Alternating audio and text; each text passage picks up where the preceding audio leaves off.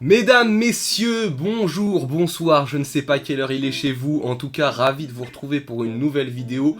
Aujourd'hui on va parler un petit peu du marché, du changement de marché plus ou moins, entre le scellé et les cartes Pokémon. On se retrouve tout de suite, avant pensez au petit pouce bleu, aux commentaires s'il vous plaît, ça permet de monter la chaîne, et on se retrouve tout de suite, mais avant, jingle, bang!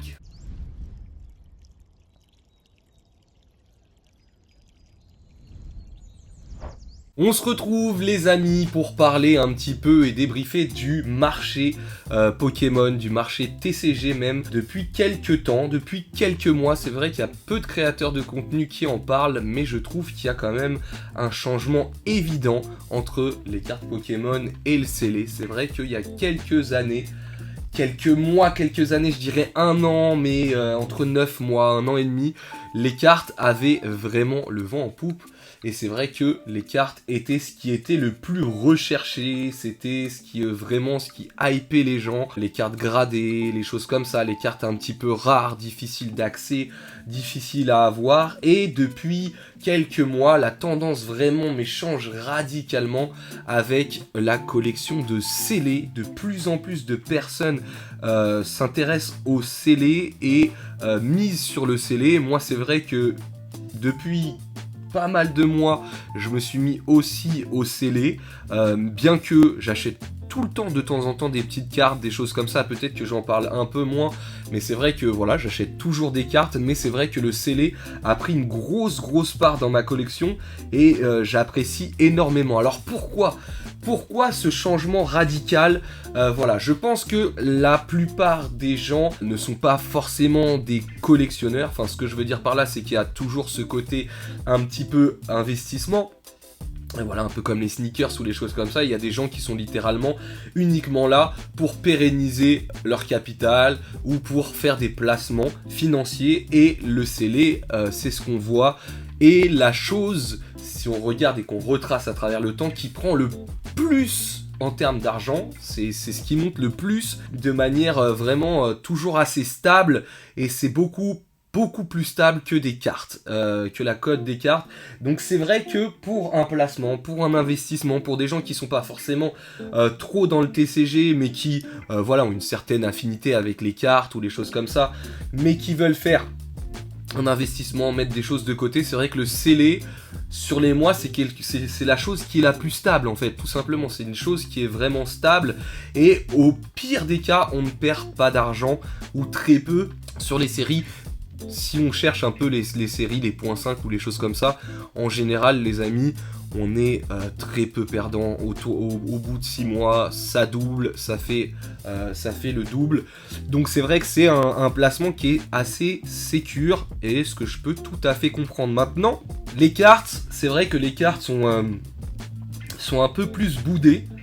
Mais je pense littéralement et clairement que c'est vraiment dû à ça, à la stabilité financière dans le temps. On arrive sur un bloc qui est EV, qui a été un peu plus boudé, en tout cas au début, qui a été un peu plus boudé que le bloc épée, et parce que c'est vrai qu'on est passé d'une hype extraordinaire, cette hype qui était complètement folle pendant Covid, et après qui s'est essoufflé un petit peu jusqu'au bloc EV, où là il y a eu vraiment un down sur la collection Pokémon. Maintenant, on s'accorde tous à dire, et de plus en plus, que le bloc écarlate et violet est un bloc magnifique. Et même moi, j'étais là en disant, ouais, bon, les couronnes, pas trop mon truc. C'est vrai que les couronnes, les Pokémon avec couronne, c'est pas extrêmement beau.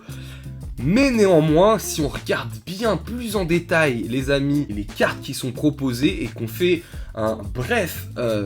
si on fait une brève comparaison entre le bloc épée et le bloc EV, on peut dire vraiment que le bloc EV est même au-dessus, les gars. Quand on voit les AR, quand on voit certaines alternatives, je trouve vraiment que le bloc est extrêmement bien réussi, et les gens commencent à s'en rendre compte et commencent justement à mettre un petit peu de display de côté ou des choses comme ça pour l'avenir. Et les gars, je pense que c'est une très bonne chose, parce que vraiment, on était avec ma commu la dernière fois en live tous les lundis à 20h, vous connaissez, en box break sur la chaîne YouTube, mais on parlait un petit peu des sorties, de tout ce qui se passait, Et c'est vrai que on regardait un petit peu toutes les séries plus en détail, franchement. Dites-moi une série dans Écarlate et Violet qui n'a pas été réussie, en vrai de vrai, où il n'y a pas 2, 3, 4 bangers. Vous voyez ce que je veux dire quand on fait la corrélation entre Reine de Glace, Star Étincelante et autres. Star Étincelante, il y a quoi? Il y a 2, 3 hits. Reine de Glace, il y a 3, 4 hits. Origine perdue, 2, 3 hits. Pareil, sur le bloc EV, il y a quand même des hits qui sont magnifiques. Quand on sait apprécier un petit peu au niveau des AR. Qu'est-ce qui s'est passé? Pour moi, c'est très simple. On vire un peu le sujet, mais peu importe. Ce qui s'est passé, c'est qu'il y a eu trop de prints. Beaucoup trop de prints. Donc, qui dit beaucoup de prints, dit inondation du marché, beaucoup de cartes, beaucoup de coffrets, beaucoup de choses comme ça. Les gens, on n'a plus ce côté un peu rareté que les gens recherchent, très clairement, je vous le dis. Hein. Tout ce qui est rare, bah, les gens adorent. Voilà, c'est comme ça. C'est le propre du TCG. Et comme on a été un peu inondé, on n'avait plus de mal à trouver les produits ou des choses comme ça, on a un peu boudé en se disant ouais bon, voilà, moyen, pas terrible, mais en vrai, c'est extrêmement bien. Deuxième facteur qui a fait que le scellé a pris le lead un peu sur les cartes, c'est les prix. C'est les prix les gars, parce que des fois, malgré des taux de drop assez difficiles, il n'y a pas eu de gros bangers type épée bouclier, Noctali, VMAX alternative sur EV. Il y a eu des cartes à plus de 200 €, entre 150 et 200 €, ce qui est déjà un très bon prix, hein. Mais c'est vrai qu'il n'y a pas eu le banger, vous voyez, la carte qui est extrêmement difficile à avoir, qui cote vraiment et qui fait l'unanimité sur tout le monde. Il n'y a pas eu ça. Donc forcément, les gens avec des alternatives qui font des fois 25 €, 30 €, bah c'est vrai que les gens se disent bah pourquoi je vais investir dans les cartes? Hormis la beauté, hormis le plaisir d'avoir la carte. Là-dessus, on est tout à fait d'accord. Là-dessus, il n'y a rien à dire. Mais maintenant, c'est vrai que quand on investit de l'argent, quand on achète une alternative, mettons à 100 €, la retrouver un mois et demi, 2 mois plus tard à 40, voire 30, voire 25 €, c'est extrêmement frustrant. Surtout qu'il y a des cartes qui sont extrêmement difficiles à avoir. Donc moi, je peux tout à fait comprendre que des gens se disent et se tournent vers le scellé, bien que les personnes préfèrent les cartes. Et ça prend moins de place en plus. Mais le scellé, c'est périn. C'est pérennisé. Bref, le scellé, c'est quelque chose qui dans le temps perdure, vraiment. Et je peux comprendre tout à fait que certaines personnes souhaitent dans l'avenir garder ça pour en espérant que les prix fluctuent pas comme ça. Et moi je le comprends tout à fait. C'est très compliqué, même pour nous vendeurs qui vendons de la carte à l'unité. On est obligé constamment de vérifier les prix des cartes parce que vraiment ça fait tout le temps ça. Alors en général on s'en rend compte quand ça fait ça, mais en général on s'en rend pas compte quand ça fait ça parce qu'on n'a pas le temps de tout gérer. Donc il y a des cartes qui restent 1 mois, 2 mois sur le card market. Des fois ça fait un pic, ça s'élève, on se fait scalper. Et des fois au contraire la carte descend, on le voit pas, donc il faut rétablir la chose pour pouvoir vendre la carte. Enfin bref, donc moi je veux tout à fait comprendre et je pense que c'est le facteur numéro 1. Vraiment, je pense que c'est vraiment le facteur numéro 1 du scellé. C'est-à-dire que s'il n'y avait pas autant de fluctuations au niveau des prix des cartes, je pense que peut-être les cartes retrouveraient un petit peu leur lettre de noblesse. Et ça, je vous parle dans le récent, mais c'est impacté aussi dans le vintage. Parce que le vintage, il y a à la fois ça, donc ce côté où les prix des cartes ne montent pas aussi rapidement que les items, peut-être aussi parce que les items sont beaucoup moins accessibles que certaines cartes. On le voit sur les displays noirs et blancs, HS ou des choses comme ça qui ont fait x2, ADL qui ont fait x2 en même pas 2 mois, 2-3 mois, enfin c'était fou. Et ça s'explique aussi par les plateformes de vente aux enchères de live auction, type Vogt ou type Whatnot, où clairement la tendance est au scellé. C'est les vintage, même c'est les récents, c'est là-dessus vraiment que les prix explosent, vraiment. Et ça, les gens l'ont bien compris, parce que chaque mois, on dirait que les items un petit peu vintage augmentent. Et plus les items sont ouverts sur ce genre de plateforme, plus ces items deviennent rares, plus la population devient plus faible, et plus les prix explosent. C'est la boucle, forcément. Maintenant, est-ce que ça va rester comme ça? Je ne pense pas, les amis, je ne pense pas. Je pense que, tout comme la mode, c'est un éternel recommencement.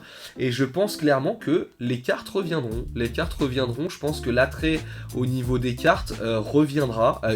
Je dis pas qu'elle est perdue totalement, hein, pas du tout, il y a encore des acheteurs de cartes bien évidemment, mais beaucoup moins fort qu'avant, et je pense honnêtement qu'on reviendra à ça, parce que c'est vrai que peut-être on prend moins le temps, on est happé un peu dans cette hype du scellé, tout le monde parle de scellé, je pense que ça doit jouer sur l'inconscient collectif, mais je pense qu'on reviendra aux cartes, et c'est très intéressant, parce qu'aujourd'hui, justement, ça permet d'avoir quand même des belles affaires, de trouver des très belles cartes à des très bons prix, des choses que vraiment il y a un an on n'aurait pas pu acheter pour certains, donc je trouve ça super intéressant. Donc jetez un petit coup d'œil sur les cartes les amis, des cartes que vous vouliez depuis très longtemps, je vous invite à regarder un petit peu, il y a de fortes chances que les cartes aient baissé par rapport au prix que vous aviez vu avant. Voilà, donc c'était mon analyse. Après scellé ou carte, chacun ses goûts, mais c'est vrai que j'ai ma période scellée, j'ai ma période carte, c'est toujours bien aussi de changer, de nous renouveler dans la collection, ça nous permet d'avoir des nouveaux objectifs, ça nous permet de kiffer et de jamais se sentir, vous voyez, enfermé dans une seule chose.